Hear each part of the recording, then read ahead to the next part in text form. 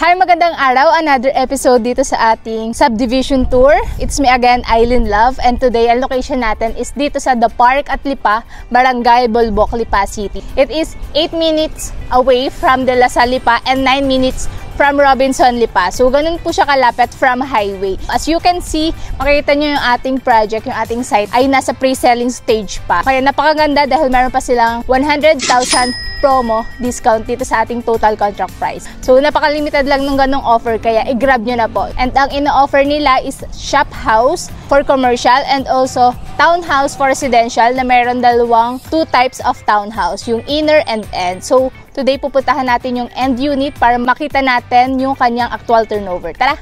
So, ito po ang townhouse end unit with floor area of 65 square meters and katabi po niya is yung inner unit na 60 square meters. So ito po ang ating living area and dining area. Ang ating turnover po is fully finished with tiles, paint, and ceiling. Meron din po tayong 2 toilet and bath sa first floor and second floor and 3 bedrooms dito sa ating second floor.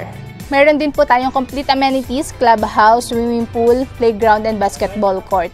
So, inuulit ko po, ang ating pre-selling status ay meron pang promo discount na 100,000 pesos na ililes sa ating total contract price. For more details, please contact me at my contact number. Bye!